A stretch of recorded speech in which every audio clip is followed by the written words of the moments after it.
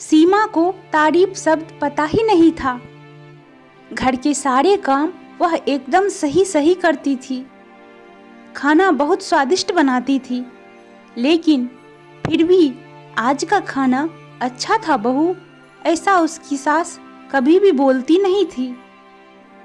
और पति भी कभी उसकी प्रशंसा नहीं करता था। उसका बनाया हुआ खाना चुपचाप खाकर दोनों उठकर पति और सास चले जाते थे। उसने खाना खाया या नहीं, इसका उन दोनों को कोई फर्क नहीं पड़ता था। सास को वह पसंद नहीं थी। उसके हाथों से जरा सी भूल हो गई तो सास तुरंत गुस्सा करती थी। उससे भी बुरी बात यह थी कि उसके और उसके पति के बीच बातचीत ज़्यादा नहीं होती थी और उन्होंने ये चुप्पी बनाए रखी थी। वह उस पर ध्यान नहीं देता था। परदेश में पढ़ाई करने गया हुआ छोटा देवर मात्र समय समय पर सीमा को फ़ोन करता था, पूछता था, भाभी कैसी हो? उसका फ़ोन आने पर सीमा बहुत खुश होती थी। अपना मन हल्का करने का उचित स्थान था सीमा का। कुछ ही दिनों में देवर की पढ़ाई खत्म हो गई और वह घर आया। थोड़े समय के भीतर उसे एक अच्छी नौकरी भी मिल गई। सीमा को बहुत आनंद हुआ।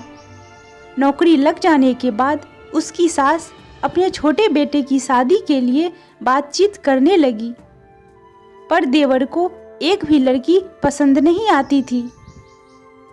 इसने ही बोला होगा उसे मना करने को, सोचकर सीमा की सास सीमा को ही दोष देती थी।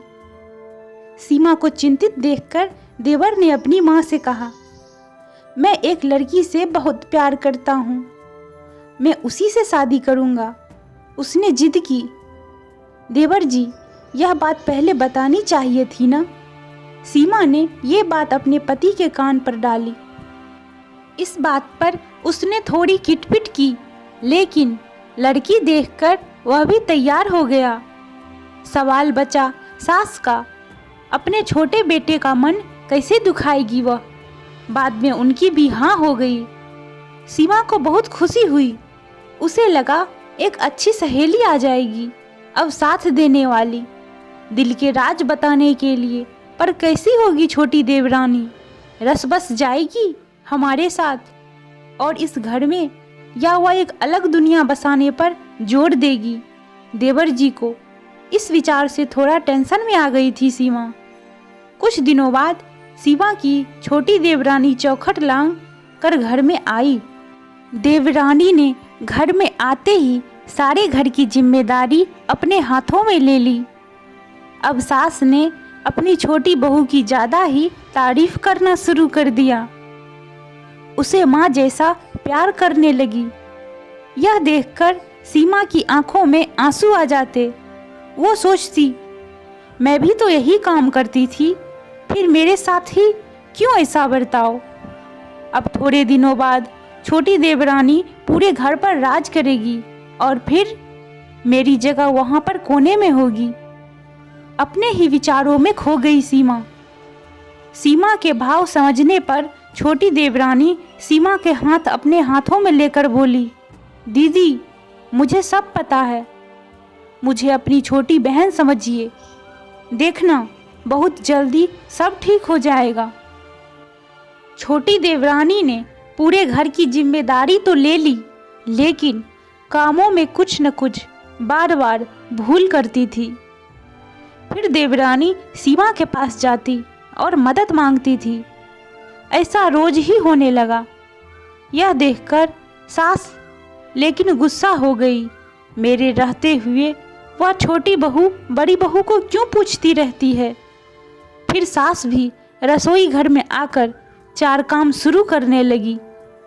धीरे धीरे वह छोटी बहू के साथ साथ अनजाने में बड़ी बहू से भी प्यार से बर्ताव करने लगी। प्यार से बोलने लगी, नए पदार्थ दोनों को सिखाने लगी, भूल समझकर समझाने लगी। अब सास और दोनों बहुओं में अच्छी दोस्ती होने लगी। इस वजह से बड़ी बहू का स्वभाव भी अच्छा होने लगा। उसके स्वभाव में खुलापन आ गया। सास भी दोनों के साथ कभी शॉपिंग तो कभी फिल्म देखने जाने लगी। वो अपनी दोनों बहुओं को समान प्यार करने लगी थी। इस वजह से घर का माहौल हंसता खेलता हो गया। इसके अलावा अपने भाई और उसकी पत्नी की बॉन्डिंग देखकर सीमा का पति भी उसके साथ अच्छा व्यवहार करने लगा। यह देखकर छोटी बहू बहुत खुश हुई। दीदी, घर पर पहले आपका ही हक था। ऐसा बोलकर छोटी बहू ने पूरे घर की जिम्मेदारी अपनी जेठानी को दे दी। साल भर में सीमा के देवर को अच्छे वेतन और बड़ी पोस्ट पर स्थानांतरित किया गया। अब छोटी देवरानी भी अपने पति के साथ परदेश जाएगी और मैं फिर अकेले रह जाऊंगी।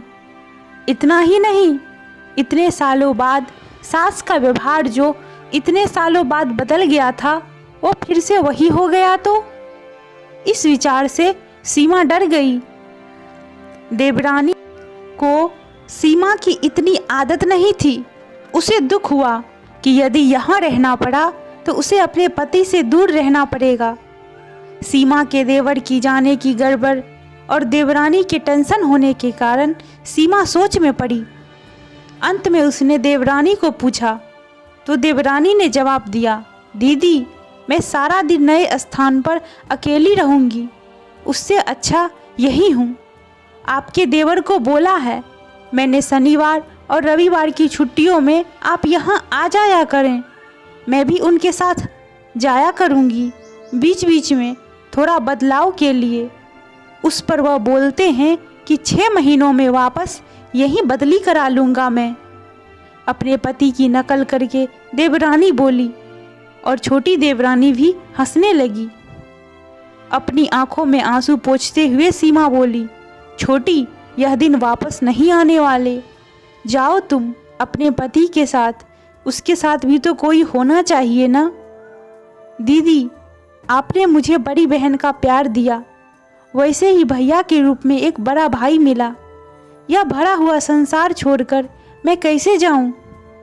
वहाँ अकेली का मन नहीं लगेगा। 6 महीने का तो सवाल है, वह आते रहेंगे यहाँ पर।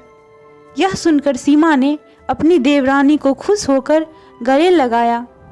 तभी देवरानी सीमा को बोली, अपने पति के साथ एक अलग जीवन बनाने में समय नहीं लगता। अपनों में रहकर पति की प्रतीक्षा में ही आनंद है। दोस्तों, 2 अलग अलग घर और ससुराल से आने वाली यह लड़कियां अपने नए घर के लिए सब कुछ करती है। पता ही नहीं चलता कि कब एक दूसरे की आदत हो जाती है। सच में देवरानी जेठानी का रिश्ता बहनों से कम नहीं होता।